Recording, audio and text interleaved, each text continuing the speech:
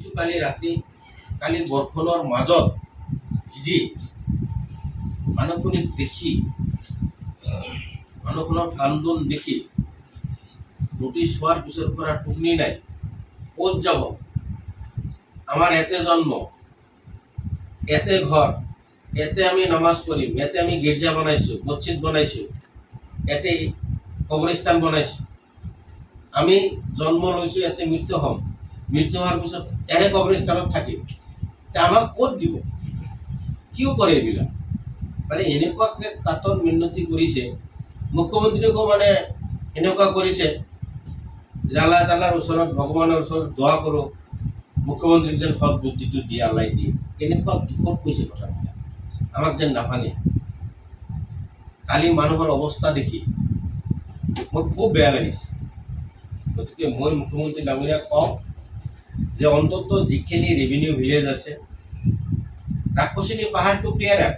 তাতে না মানুহৰ ঘৰ দুৱাৰ আছে না কি আছে। মানুহক তাতে পাথৰ ভাঙি আছিল, সেইবিলাকো বন্ধ কৰি দিছে। এতিয়াও পাথৰ ভাঙিব নাযায়, আপোনালোকে চবে জানে। এতিয়াও হাত দিয়া নাই ক্লিয়াৰ মাটিখিনি বা সেই পাহাৰটো। গতিকে যিখিনি আছে ৰেভিনিউ আছে, মানুহ আতংকিত হৈছে। আপুনি ঠিকেই কৈছে, মানে এই মানুহখিনিক কালি বুজনি দিছোঁ, অলপ আশ্বাস পাইছে যে মুখ্যমন্ত্ৰীক মই 4জন বিধায়কৰ কথা কৈছোঁ, কিন্তু 4জন বিধায়ক 3জন যাব কিজানি, এজনতো নাযাব। এজন আমাৰ লগত নাই নহয় বোলে। তেওঁক সন্দেহ কৰি আছে বাৰু। তেওঁক সন্দেহ কৰি নকৰিল হয়। তেওঁ এতিয়াও কংগ্ৰেছ দলত থকাৰ পিছত কংগ্ৰেছ দলে বোলে আইন আনিলে, ইলেকশ্যন কৰিব, যে ফৰেষ্টত থাকিব নেদে, PRFত থাকিব নেদে। আপোনালোকে চাওক, যদি আইন আনিলে 2006 চনত কাৰ চৰকাৰ আছিল? কংগ্ৰেছ দলৰ চৰকাৰ আছে। 2006 চনত কি আইন আনিলে? যে ফৰেষ্টৰ মাজত থকা, যে ফৰেষ্টৰ লগত সহবাস কৰে, তেওঁলোকক আমি ফৰেষ্টত ৰাখিম, এলটমেণ্ট দিম। তেওঁ উল্টাকে বুজাই আছে। এইকাৰণে সন্দেহ হৈ গৈছে মানুহৰ যে এওঁৰে কিবা উচতনি আছে নেকি, এওঁকে মুখ্যমন্ত্ৰীক মিছলিড কৰালে নেকি। যিহেতু তেওঁ অপেন কৈ আছে শাসক দলৰ লগত থাকিব লাগে, তেওঁ শাসক দলত যাব, অহা 26 চনত তেওঁক বিধায়ক বনাব লাগে, এইবিলাক মানুহক কৈ আছে। মানুহে কৰিব। এতিয়া মানুহে উল্টা তেওঁকে সন্দেহ কৰি আছে যে তেওঁৰে এইবিলাক ৰাজনীতি, যে মুখ্যমন্ত্ৰীক মিছগাইড কৰিলে নেকি।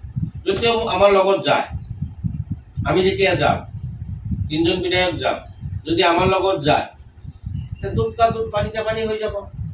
আমাৰ লগত গ'লে তেতিয়া আমাৰ যিটো সন্দেহ, পাব্লিকৰ যিটো সন্দেহটো নোহোৱা হ'ব। আৰু তেওঁ যদি নাযায় আমাৰ লগত, তেওঁ যদি কয় মই এক্সট্ৰাকে যাম, তেতিয়াতো সন্দেহ হৈ যাব চবৰ যে মানুহখিনিক লৈ ৰাজনীতি কৰি আছে। নিশ্চয় সন্দেহ হৈ যাব। নহ'লে ইমান বছৰে থাকিলে, মুখ্যমন্ত্ৰীয়ে ক'লে, এটা সৎ ৰাস্তা ওলাই ল'লে মুখ্যমন্ত্ৰীয়ে, তেওঁ পজিটিভ চিন্তাধাৰা কৰিলে, তেওঁ সৎকে কোনে ক'লে বা বুজি নাপালে। বিভিন্নজনে সন্দেহ কৰি আছে। গতিকে আমি মুখ্যমন্ত্ৰীকো জনাম যে আপুনি এইটো এক্সেল পিকচাৰ ডাটাটো লওক, কি হৈ আছে অফিচৰ পৰা লওক, ডিচিৰ পৰা লওক, DFOৰ পৰা লওক, ৰেভিনিউৰ পৰা লওক, চাৰ্কেল অফিচৰ পৰা লওক, শিক্ষা ডিপাৰ্টমেণ্টৰ পৰা লওক, চবৰ পৰা লওক, অফিচিয়েলি লওক, লৈ পেলাই তেওঁ এটা সিদ্ধান্ত লওক। কিন্তু মই এটাই অনুৰোধ কৰিম মুখ্যমন্ত্ৰী ডাঙৰীয়াক, যে ৰাজনৈতিক মেৰপাকত যেন নপৰে। আৰু তেওঁ যদি ভাবিছে, তেওঁক যদি কোনোবা বুদ্ধি দিছে যে এইখিনি মানুহক অত্যাচাৰ কৰিলে আমাৰ ৰাজনৈতিক বেনিফিট হ'ব, লাভালাভ হ'ব, কেতিয়াও নহয়, উল্টা ক্ষতিহে হ'ব। মই আৰু ইমান তললৈকে যাব খোজা নাই। তেওঁকতো কিমান কি লিখি আছে দেখিছে, যে এতিয়াও কংগ্ৰেছৰ MLA আছে। কংগ্ৰেছৰ MLA থাকি কেনেকৈ কংগ্ৰেছৰ বদনাম কৰে, কংগ্ৰেছৰ নিমখ খাই নিমখ হাৰাম কৰি আছে। আমি সেইটোতো ক'ব খুজি আছে, এইটো কৈ আছে এতিয়া। আৰু এইটোতো কোনো গণতন্ত্ৰতে নাই। আজি যিখিনি কংগ্ৰেছৰ পৰা BJPত গৈছে, চাওক, তেওঁলোকে ৰিজাইন কৰি গৈছে। ৰিজাইন কৰি গৈ আকৌ BJPৰ পৰা আকৌ জিকি আহিছে। অজন্তা নেওগ বাইদেউকে কওক, ৰূপজ্যোতি কুৰ্মীকে কওক, সুশান্ত গগৈকে কওক, হয় মোৰ কংগ্ৰেছৰ নীতি আদৰ্শ ভাল পোৱা নাই, মই ৰাইজৰ BJPত গ'লে ৰাইজৰ বেছি কাম কৰিব পাৰিম। তেওঁলোকে BJP ঠিক আছে, তেওঁতো এইবিলাক নাই, ৰিজাইন কৰক, ৰিজাইন কৰি বিজেপি বাই ইলেকশ্যন কৰি আকৌ জিকি আহক। দলে কিয় ব্যৱস্থা নলয়? ইমান মুকলিকে দলে এতিয়া ব্যৱস্থা ল'বই। এতিয়া প্ৰুফ লাগে, এতিয়া প্ৰুফ পাইছে, নিশ্চিন্তাত থাকক, দলে ব্যৱস্থা ল'ব। কিমান দিন অপেক্ষা কৰিব লাগিব? বেছি দিন নহয়, বেছি দিন নহয়, অতি সোনকালে হ'ব। উলিয়াই দিয়া হ'ব, ওলাই দিয়াৰ আগতে গুচি যায় নেকি? কিন্তু গুচি গ'লে যে গ'লে লগালে ওলাই দিব নিশ্চয়। য'ত হাতী থাকে, হাইকোৰ্টৰ অৰ্ডাৰত হাতীলৈ সিহঁতে কেন্দ্ৰ কৰি এইটো অৰ্ডাৰ কৰিছিলে। য'ত হাতীৰ মুভমেণ্ট, হাতী য'ত থকা ঠাই, হাতী য'ত খোৱা লোৱা হয়, তাতে ৰাবাৰ বাগান, কল বাগান, তামোল বাগান এইবিলাক কৰি নোহোৱা কৰিলে। অথচ তাতে DF নাযায়, তাতে ফৰেষ্ট বিভাগ নাযায়। টাউনৰ গোৱালপাৰা ডেভেলপমেণ্ট অথৰিটিৰ মাজৰ এৰিয়াখিনি, এলেকাখিনি কিয় হুলস্থুল কৰি আছে? আৰু তাতে এটা সিদ্ধান্ত হৈছিল যে গোৱালপাৰা বেৰা যদিও প্লান্টেশ্যন কৰিছে ফৰেষ্ট বিভাগে, PRF যদি প্লান্টেশ্যনো কৰিছে, গোৱালপাৰা চহৰৰ 7 কিলোমিটাৰ এৰিয়াত এইটো RF হ'ব নোৱাৰে। এইখিনিও মিটিঙত প্ৰস্তাৱ আছে, মাইনাছত আছে।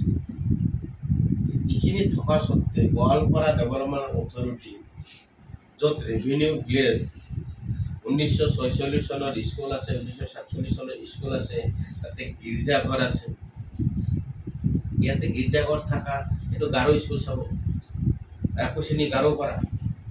তাৰমানে এইটো মানে বনৰ সৃষ্টি হোৱাৰ আগত, বন বিভাগ সৃষ্টি হোৱাৰ আগত গাৰোৰ বসতি আছে, গাৰো মানুহৰ বসতি আছে। কিন্তু এইটো জোৰ জবস্তি ফৰেষ্ট বিভাগে PRF বিলাক ধৰি লৈ নটিচ কৰি আছে। গতিকে মুখ্যমন্ত্ৰীক অৱগত কৰাম মই, এছেম্বলিতো মই কৈছোঁ, আপোনালোকে নিশ্চয় শুনা পাইছে। ৰাবাৰ খেতি থকালৈকে RF হ'ল, কল বাগান থকালৈকে, তামোল বাগান থকালৈকে মই নিশ্চয় বিৰোধিতা কৰি যাম আৰু মই লৈ দিম। মুখ্যমন্ত্ৰীক মই জনাম, মুখ্যমন্ত্ৰীক মই ৰিটেন দিম, আৰু যদি চৰকাৰে বা মুখ্যমন্ত্ৰী নামানে কোৰ্টত আমি যামেই। যেনেকুৱা হওক এই দুখীয়া মানুহখিনিক উচ্ছেদ কৰাৰ পৰা আমি ৰক্ষা